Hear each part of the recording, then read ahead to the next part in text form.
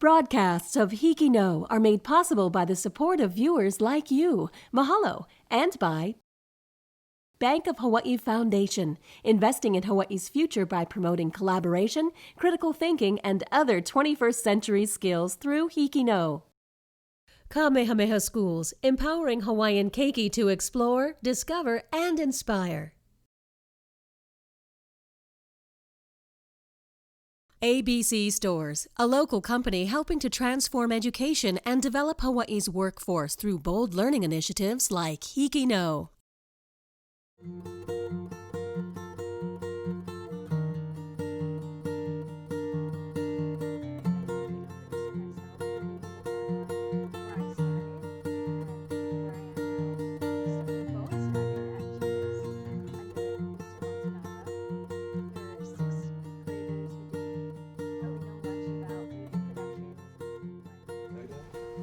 Clapboard. The first story we will be watching is called Suburbia from HP Baldwin High School on Maui. Let's take a look. Yep.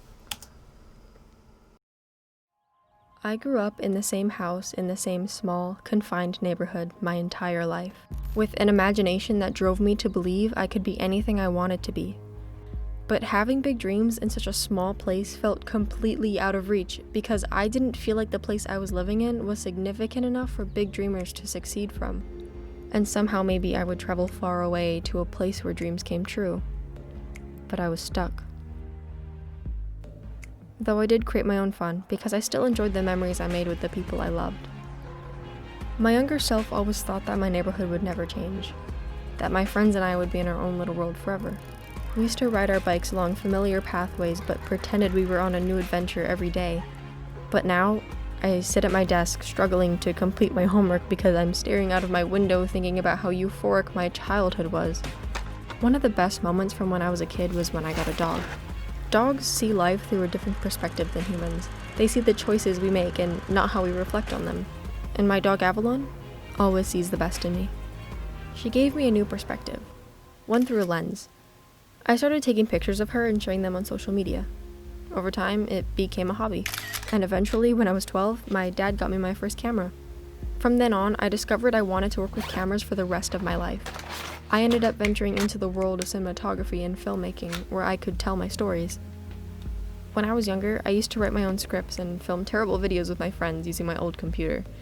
But I never thought anything of it. Because at that time, working in the film industry was a fantasy. Only the lucky ones could live in it. That doesn't matter anymore. I want to live in that world too. Because we're all stories at the end of the day, and someone needs to tell it. Even if it's told by some nostalgic girl sitting at her desk in her same old house in the same small, confined neighborhood.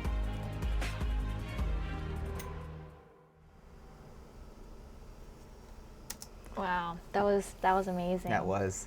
I definitely do resonate with this because, growing up, we all have these big dreams and aspirations, and later on in life, as we grow up, we realize that it's unattainable, or we think that it's unrealistic. But for her, she proved us wrong. I mean, she discovered what she wanted to do at a very young age, and she continues to do what she loves, and it seems as though she's set on doing that for the rest of her life, and I think that's pretty cool. We grow up with all these big dreams. And it all comes down to what your perspective is in life. All you have to do is get in there. Right. She started posting pictures, and it grew to something beyond probably foreseen. Right. And it's a great reflection of where life can bring you, especially, and it definitely relates to my life and where I am right now. Right, and I think she also showed us that it doesn't matter where you come from, big or small. I mean, Hawaii is such a tight-knit community. It's definitely not like the mainland. But despite that, you can do whatever you want to as long as you set your mind to it, and as long as you follow through with what you love. And she definitely did show that really well. Yeah. Well, Kaycee, our next story is Martin Charlot by Konawaena High School on the Big Island. Let's go take a look. Okay. Now, of course, when I painted it the first time, I was a young guy. And here I am, I'm an old disabled man Renowned artist Martin Charlot is restoring a 38-panel mural he painted 46 years ago, located on the outside of the Ellison Onizuka Gymnasium at Konawaena High School in Leeward, Hawaii. The Konawaena Foundation and Principal Sean Suzuki made arrangements for 74-year-old Martin to come to Hawaii with his team of helpers. It was really gratifying when I got Sean's phone call saying that he wanted the mural conserved. You know, a lot of these murals, when they get so burned out by the sun and the rain and all, they just take the panels and dispose of them. He paints actual people, and those are actual kupuna. Those are actual members of our community. That's literally a photograph. And I think that it means a heck of a lot to this community because it is absolutely part of our history and represents the people and community that are here. The mural is titled Ohana Ho'oponopono Kokua, which means family, reconciliation, and assistance. I'm working from actual students of the time, so if you think of it, here they're 17. And 46 years ago, if you do the math, they're today probably in their 60s. A lot of the people in the mural have been coming back to introduce themselves to me. One family was telling me that they come back every year to see the mural, and they were getting very concerned about it because it was really fading. Art runs in the family. Martin's father, Jean Charlot, was an internationally known artist and a key figure in the Mexican mural movement. Like his father, Martin is carrying on the family legacy of painting murals in Hawaii and on the mainland. Martin's son Kamalu is also helping paint the mural. Oh, well, I've learned everything from my dad. He was a muralist, and so even when I was a very young boy, I was on scaffolds with him, helping him. In the early stages, I would be mixing the colors and grinding the colors. So I was very glad my father was still alive because he had taught me how to paint, and here I was able to do this large mural for him to see what I had done. The restoration of the Konawaena mural might not have happened if it wasn't for the family and friends who came to Martin's aid in 2005 when his health suddenly declined. They had to use panels to start my heart up. So my brother says, you weren't almost dead, you were dead. So, you know, having that little whisper in the ear and rushing to save me, I look very much from my point of view, that it's like a miracle. So I'm really glad to be here. And even though my body is very compromised now, I only have one eye, I don't have two. And I can't walk without a walker. While the passage of time has transformed the mural and the artist, it hasn't changed Martin's passion for painting, ensuring that the history of Konawaena will be preserved for future generations. You're young, you think, oh, what is it like to be old? But it's really, you're the same guy. I mean, I feel like I'm the same guy as when I was 6 years old. I just keep in there pitching, doing what I like to do, which is to paint. I love to paint. This is Christian Aragon from Konawaena High School for HIKI NŌ. I think this story was definitely a story about preserving the past. Especially, you know, with his, you know, growing up, you know, seeing his father, you know, paint and then continuing that on, letting him see the mural that he created, and then allowing his son to, you know, restore this mural, kind of shows those generations, those links between the generations. Right, yeah, definitely. Where with generations of kids going to this high school with their descendants and ascendants going to this high school as well. It's all up. This story touched my heart about legacy, Right, and yeah. how legacy is important to our well-being, to our development. Yeah. And being as though we're going to college very soon, I feel it is definitely important to remember our history, our culture, our heritage, and Martin definitely did well at preserving that. I mean, 40-something years later, he's continuing to do something he's obviously so passionate about and wanting to do this for the community. I mean, I definitely see parallels between him and the mural, because like the mural, it was fading and it had to be restored, and just like Martin, he almost passed away, and now he's alive and continuing to work on something that he'd started many years ago for the people of Hawaii. And I think that's definitely something unique and amazing. Next up, we have a shy girl from Hilo High on Hawaiʻi Island. Let's take a look. I developed shyness because I had such a distrust for everyone. Growing up, Jody Ortiz struggled to open up to people. Even simple interactions were difficult for her. Usually, me or one of the other people in my best friend group had to speak for her. Jody really showed her antisocial traits when someone went to go hug her goodbye or hello, because she could not hug for the life of her. She just felt so socially awkward hugging people, even family members. But this level of shyness was something I've never seen before. You could tell by her demeanor that she was not very outgoing. Whenever maybe we corrected her on something or she laughed, she would just cover her face. I guess the term is act all shame. When I did find that distrust, I started to see everyone else as a disappointment. So I didn't want to open or build new bridges because I knew it was just going to fall apart.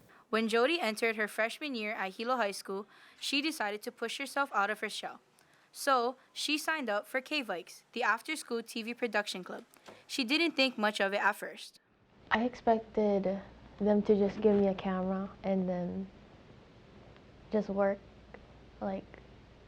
take pictures and then do whatever. She was just so quiet that even when we're fully involved, getting ready with production, and then you think, well, where's Jody? And there she is just sitting at her chair, just waiting for instruction. So that was quite interesting when she first joined. But when the club needed a new technical director, Jody found herself manning the switchboard during live broadcasts. And that's when things began to change. As a technical director, she really flourished. Her hands were lightning fast. We usually call her Quick Shot Jody because she would just get the right shot. Our live stream just got 100% better. With that, she just blossomed. Her attitude changed, her demeanor changed, the way she spoke changed, the way that she started to interact with people changed. They shared deep personal experiences with me, and they trusted me, so they would share something so personal to me, and then I would say something that was personal to me to them, and that's the type of trust that I developed for people. As she opened up to her classmates, Jody found herself developing confidence and leadership skills due to her having trust. She's influenced me to try harder, because she's showed me stuff that I can do, and she always tells me even if I mess up, she always tells me, you're doing great, it's okay, just keep on going. When it came time for elections, it was just a no-brainer that Jody would be elected president. In order to get over your shyness, you definitely need to build trust. This is Leilani Guerrero from Hilo High School for HIKI NŌ. I definitely do relate to Jody. I was the shy girl throughout middle school and the beginning of high school. It was very hard for me to engage in conversation, start it up, and just be able to trust or talk to people that I didn't really know. I only did that with my friends, people I was close with. But the more I got to do the things that I loved and was passionate about, and the more I got to know people and get closer to them and be able to create those close connections with my friends, I was able to get rid of the shyness and become who I am now. I'd say I'm more of an extrovert. So you definitely opened up since middle school. I can say I hope so. Thank you. But I also really loved the development of the story. You see her get out of her shell more and be more comfortable in her own skin, which is so cool. At the beginning when I was watching this, I didn't expect for us to see her become who she is now. I did not expect that at all, and I think that was a really cool surprise to see that, yeah. It's that coming of age. High school is where you're able to bud, right? She found her bud, I guess her soil was basically, broadcasting and doing something that she loved.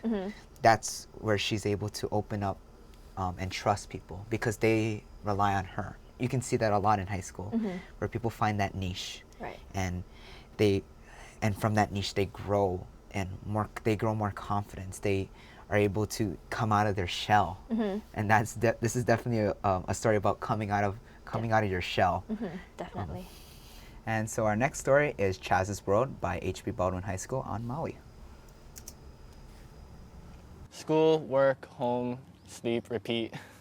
Chaz Copa, a junior at HP Baldwin High School, is a full-time student with a part-time job at a local pizzeria, who also finds time to help at his family's bakery. He began working to repay his grandmother for the car he uses to make deliveries, but sometimes has to use his earnings to help with family expenses. We were struggling on top of rent and stuff.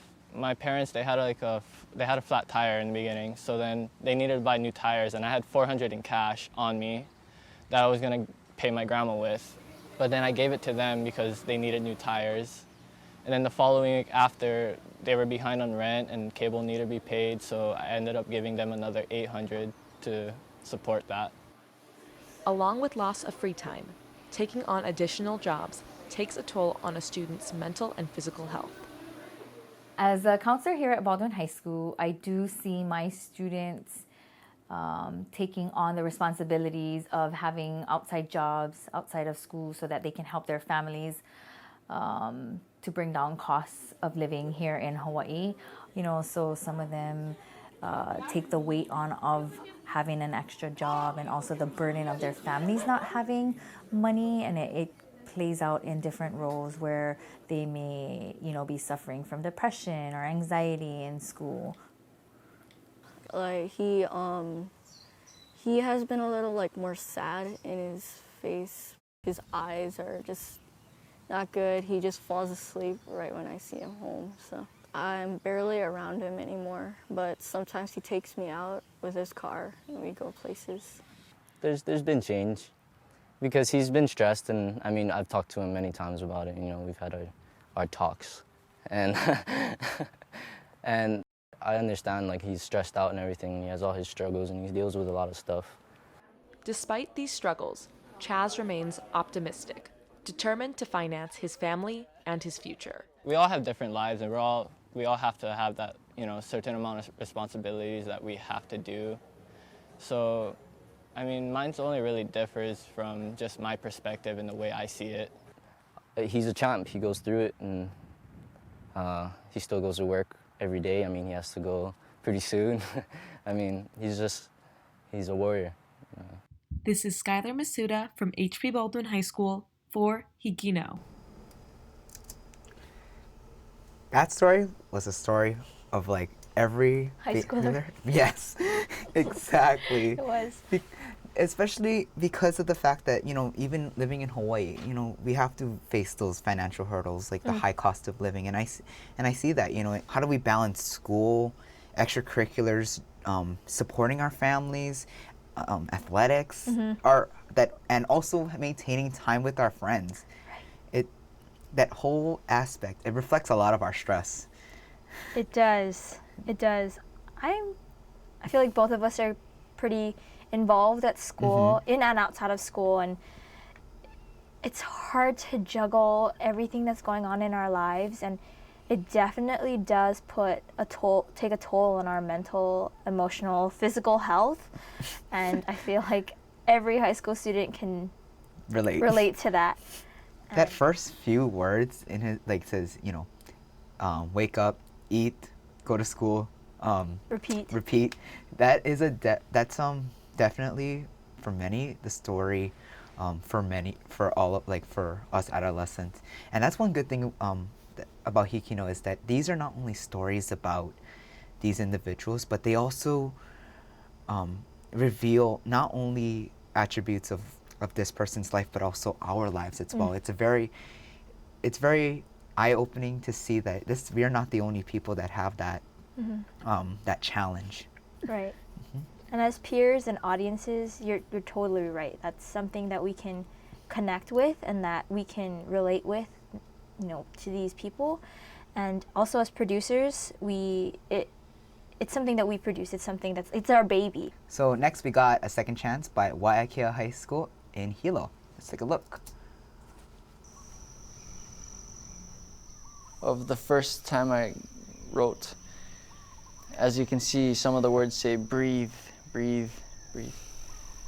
I couldn't write, but all that I could write were things that would help me push forward and to be centered and to stay grounded, to stay alive. Breathing is a natural process, providing us with oxygen to survive. For 25-year-old Hilo resident Easton Tanimoto, breathing was more than simple respiration. So I left Hawaii to go to California for film school. I was looking forward to creating music videos, and I was slightly confident that I could create a life that reflected my dreams. I was in California for 2 years. I had a phone call. My brother told me we just got robbed. The robber stole all these things that I've saved up so much money to follow my passion. A week later, after getting robbed, my friend offered me mushrooms. Mushrooms, also known as psilocybin or magic mushrooms, are used for their hallucinogenic effects to produce a trip. Easton thought it would relieve his depression, but when he took it, it did the reverse. I ended up becoming so overwhelmed with fear and anxiety that I ran out the house at midnight. Tanimoto felt lost, but then found himself where he least expected.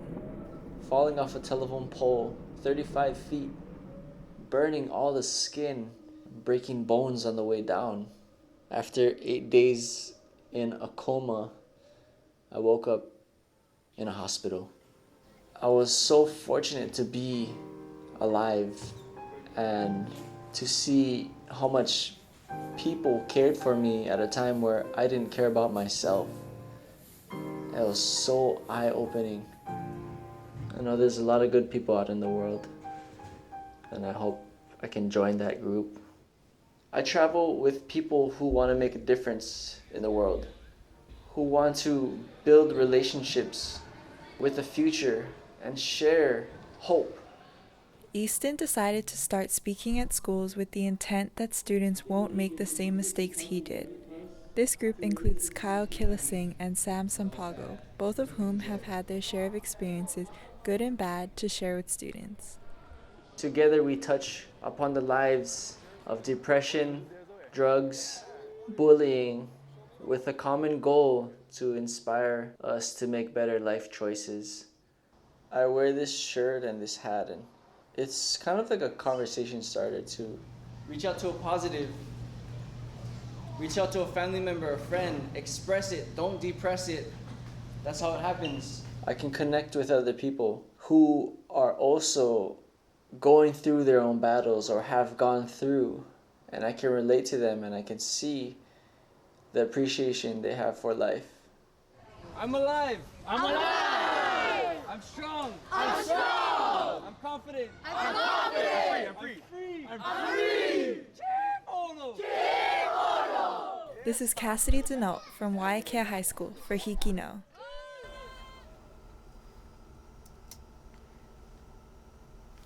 I think this story definitely inspired me to be appreciative about life, especially. And because we never know where life is going to bring us. Right. We never know what hurdles we're going to have and how we're going to deal with these hurdles. And this story definitely shows that there are some times in life where we're going to be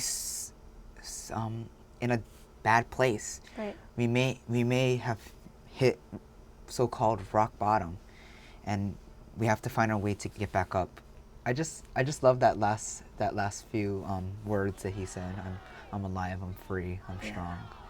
it really shows like life is just beyond what we see and do. Mm-hmm. It's about living for us and living for the people we love. Mm-hmm. And I like how it started with the breathing.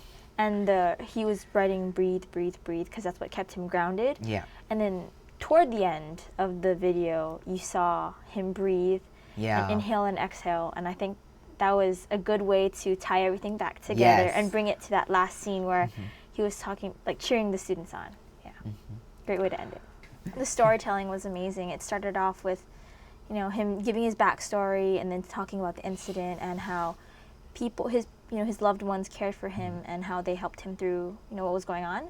And then it flipped, the story flipped, where it went to him helping others. Yes. And then those students, you know, being lifted up, just like how his family did with him. So I love how it came full circle and it totally paying it forward. Right, exactly. When you tell stories like this, especially when we're going to go out into high school, we're going to go out into the real world in 4 years.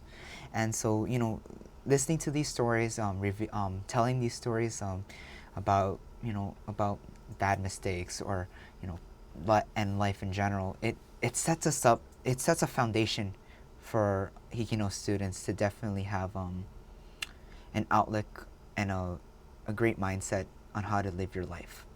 After being affiliated with HIKI NŌ for quite some time now and knowing how things work, being able to tell the stories, whenever I'm, you know, out doing my own thing and I see something or hear something amazing or something that inspires me, I'm like, wow, that would be a great story to tell. Yes. Like, it's just become habit now. It's just a part of me. Like, that's a story to tell. We need to tell the story. Let's do it. That right there. That was a cool transition. That was such a good transition. I need to figure out how to do that, actually. Did you see that? Did you see that? I only saw that until now. I only saw that like maybe when we were watching it the first a few times.